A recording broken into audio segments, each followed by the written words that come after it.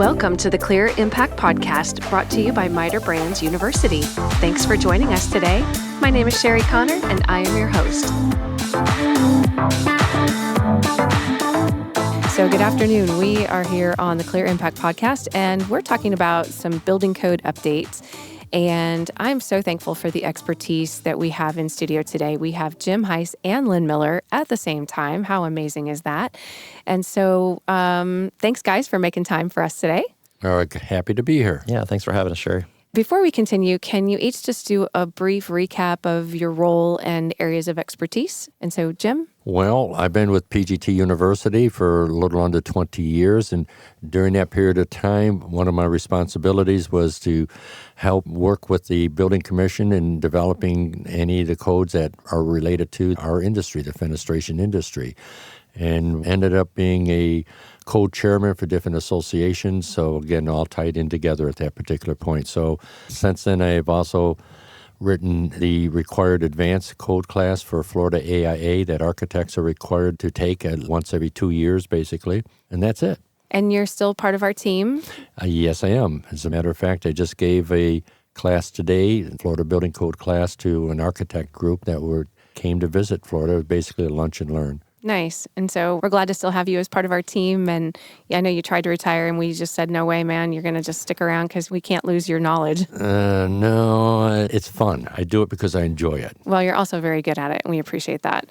And so Lynn Miller, welcome back to the studio. Thank you. Good to be here. So tell us a little bit about you, brief recap of role and responsibilities here. Okay, I'm the Code Compliance Manager for PGT Innovations, so I cover all of our Southeast brands, all the brands in Florida, basically. Anything that's related to product approvals, code compliance for all of those brands. Our department is responsible for that. I've been with PGT for 13 years now, and I'm also involved with code committees at the Fenestration and Glazing Industry Alliance. Also involved with working with the Florida Building Commission. I attend the meetings, keep an eye on things, make sure that we're understanding the changes that are being proposed, that type of thing. I'm involved with ASTM and also on the ASCE 7 wind load subcommittee and working with the wind load standards as well. There's a whole bunch of initials that you just threw out. Our listeners will know what those are, right? No, not They'll necessarily. have to listen to some of the older podcasts to know what those are. Right. So anyway, lots of expertise in the room right now, which is my favorite way to do a podcast. So I know that in the state of Florida, there's a unified building code, which came about largely because of the devastation caused by Hurricane Andrew in 1992. And so that all was first launched, the FBC Florida Building Code was launched in 2002, and it's updated every 3 years or thereabouts. And so with that, we're approaching the 8th edition, right? Mm-hmm. So that will happen in 2024 because we're halfway through 2023. Yeah, that's correct. It would be January of 2024 is when it's basically going to be implemented, right? Yeah, right. January 1st. So it's not like they decide November 1st, hey, we should take a look at that. The deadline's coming. They work on it continually throughout the year. And so, Lynn, can you talk about what that process, and Jim, I want to hear from you about that too. So what's the process for updating the codes and what does that look like? Yeah, sure, I can do that. So basically, the way it works in Florida, they call it a triennial cycle. So every 3 years, we have to update the building code. So that's a rule, a Florida rule that they have to do that. And what we work with is we work with the current building code. So currently, we're under the 7th edition 2020 Florida Building Code. So we use that code as our base to start developing the 8th edition, which is coming out soon. And as part of that process, we have all of the information that's in that code stays intact. And then we also look at the current international building code, or the I codes, and we look for changes in there that may want to be implemented, that we may want to also include in the new Florida Building Code. And so there's a process where the Florida Building Commission actually has, their staff actually looks at the international codes, and they determine which portions of that need to be brought over. And then there's a period after that where industry, like ourselves, can submit proposals. So if we see that there's a dire need for a change in this one specific area of the code, we can put a proposal forward, and that gets reviewed by technical advisory committees for the Florida Building Commission, and then it's reviewed by the commission as well. And then if it's approved by all, it's adopted into the new code. All right. And so how many people are involved? Oh my. Lots? There's a lot, because if you think about the Florida Building Commission itself is 18 members right now, and those are the ones that have the final say in whenever a vote is happening for moving something forward, they have the final vote. But they also have technical advisory committees that are each made up of around maybe 10 people or so. It varies. They have a technical advisory committee for structural provisions. They have another one for energy provisions, another one for swimming pools. There's just a host of different breakdowns, different sections of the code, different specialties.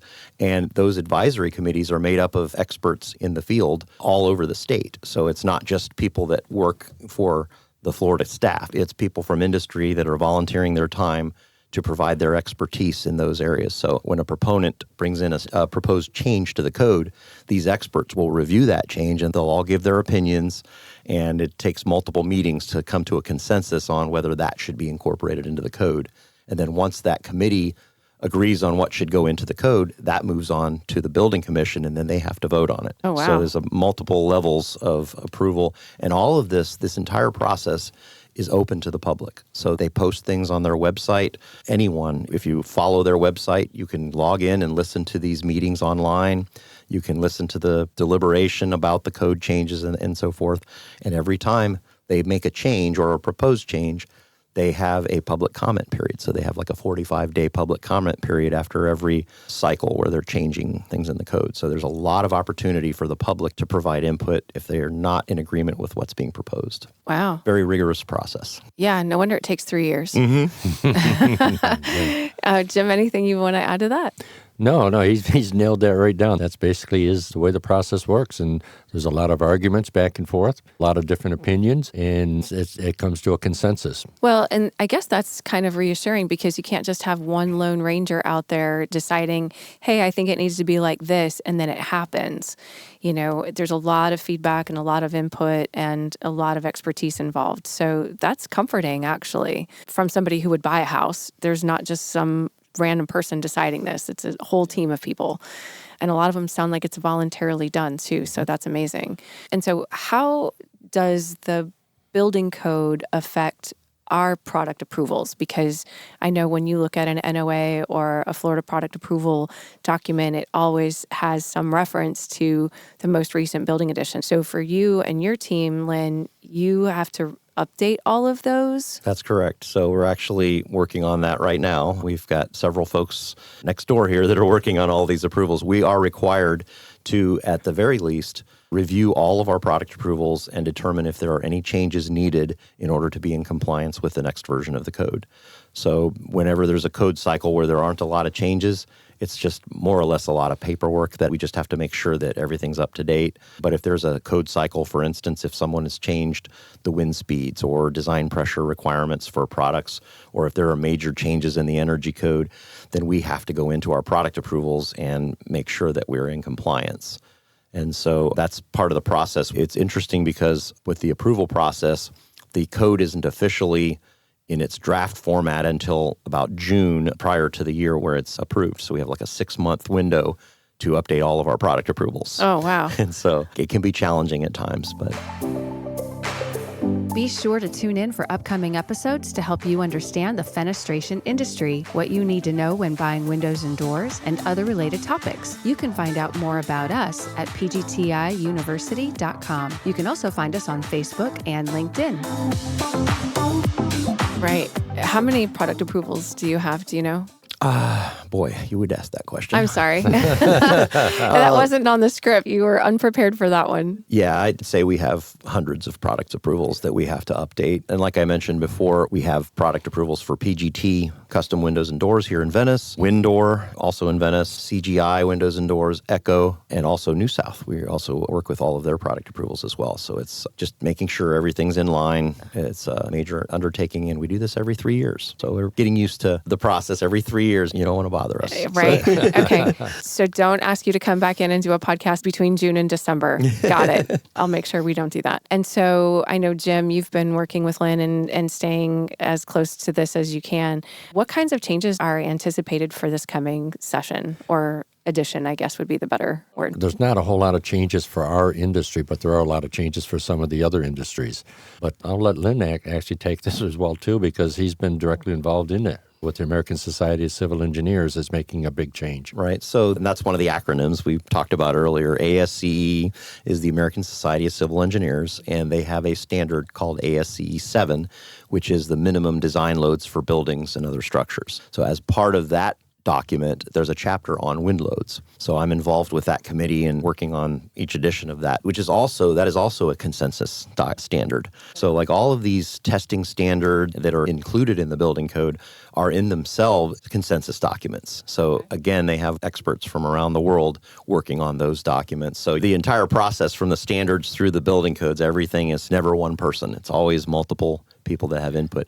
So in that document, the 2022 version was recently approved, and that is being incorporated into the edition of the Florida Building Code. So the current version is this 2016 version. So there are some changes in the wind speed maps for the greater part of the country, but Florida, for the most part, the wind speed lines stay the same. So there's not a whole lot of significant changes for Florida. There are some tornado provisions that are in there, but mostly for essential facilities like hospitals and fire stations and things like that. And mostly in Florida, it's the hurricane winds that govern. So the tornado loads are not near as high as the hurricane loads. So it's really not an issue in Florida, but outside of Florida. So that's a major change. But most of that is just getting people to reference that new standard. Right. This is completely off topic. Did the collapse of the condos over in Miami, did that have an impact on any of the changes that are coming? Actually, there is. There are some provisions that they are working on for required inspections.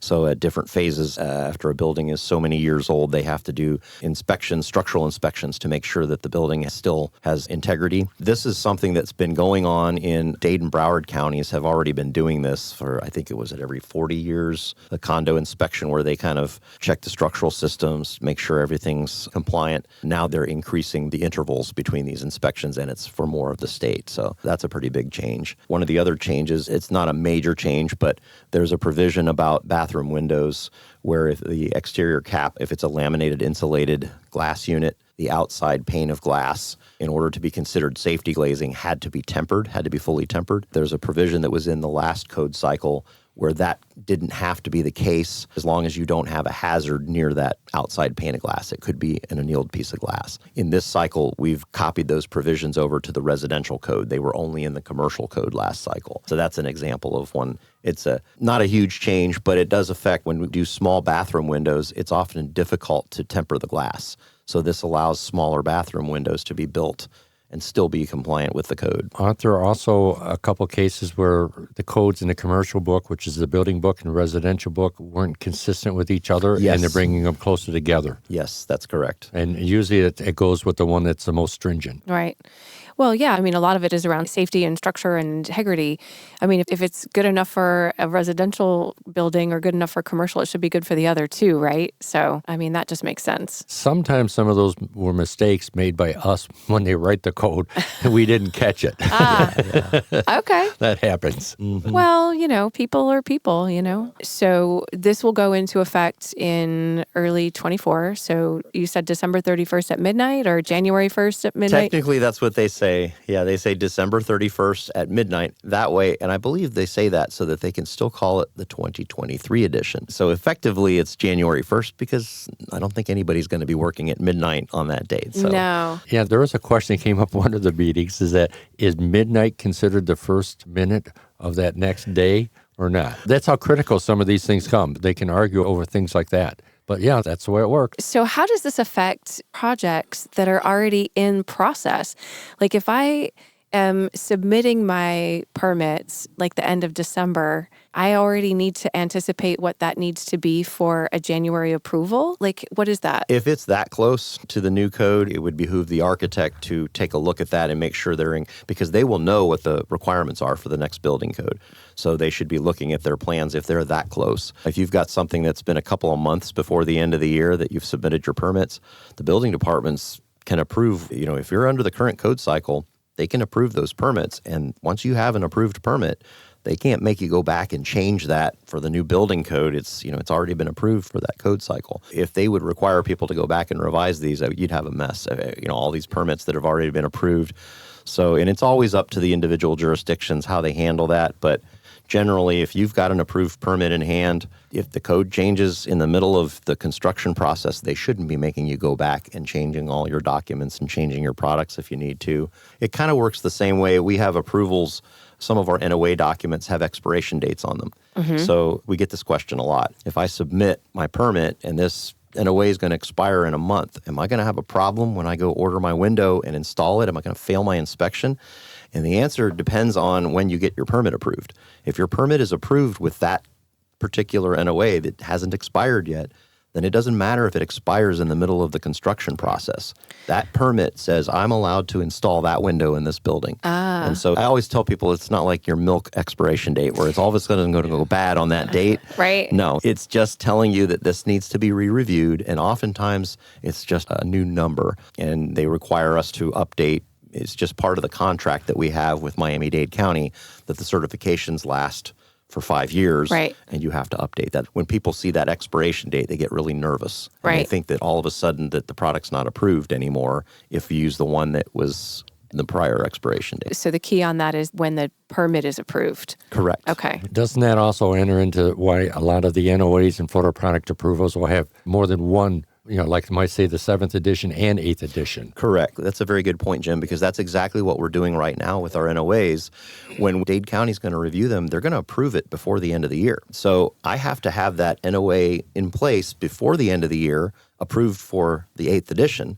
But if I get it approved before the end of the year and someone pulls a permit now, the 8th edition is not officially adopted. It's not implemented yet. So I have to put dual years on my certification. I have to say this NOA is approved for the 7th edition, 2020, and also approved for the 8th edition, 2023. That way I can sell the product right now this year, and it will also be good. I don't have to renew it at the end of the year again, or I don't have to revise it again. That's actually smart, because if you're it takes a while sometimes to go back and forth, and you're getting the approvals, and then, I forgot to put that in there, and now I got to resubmit for my permit, and things like that. It takes time. So it's good to know that it's not like a hard yes or no there. That's good to know. Okay, so what is the best way for our dealers to stay on top of this? That would basically be through our Corporate Education Center, otherwise known as PGTI University. This is where we offer a conglomerate of different classes, and one of them including basically our Florida Building Code class. We actually offer a 2-hour Florida Building Code class that's accepted for continuing education for both architects, and we also have accredited for CILB, basically for contractors as well as building officials. Building officials don't recognize CILB, but they have a reciprocity with their own association to accept CILB. So it's a no-cost charge for them as well also, unless they decide they got to have a lunch and learn. Right. Well, and then it'll still be at no cost because we would still buy them lunch. We and absorb let them, that cost. Right, yeah. Because we just do that because we want people to be informed, and we like building those solid relationships with people that spec our products, inspect our products, and install our products and all of that. So the two of you are in constant communication about updates and what's happening. And Jim, you're already working on the revision? I'm already working on a revision for the next code cycle, and been working with Lynn to making sure that when I get it done, it'll go through his hands before I send it off to be approved for CEU credits. Okay, and those will be scheduled via Zoom, probably? Obviously, we offer them once a month via Zoom, and then occasionally, if there's any, we might be doing them at conferences or large group sessions like we had one today, basically for architects, where we actually did it right here at PGT. Yeah, so we'll just try to meet the demand as it arises. All right, well, I appreciate your time. This has been very informative, and I learned a couple things, and I'm sure our listeners will have learned something as well. So thank you for your time. Have an awesome afternoon. Thank Thank you, Sherry, for having us. Thanks. The Clear Impact Podcast is brought to you by Miter Brands University. We are a part of Miter Brands, a family of leading window and door brands, united by our passion for quality and relentless pursuit of 100%. At Miter Brands, our common purpose is to deliver value by manufacturing the finest products, services, and customer experience every day, everywhere. Our window and door brands deliver regionalized expertise, products, and services, all backed by a national company. Miter Brands University is here to educate you, our listener, so that you can be a more informed consumer of window and door products.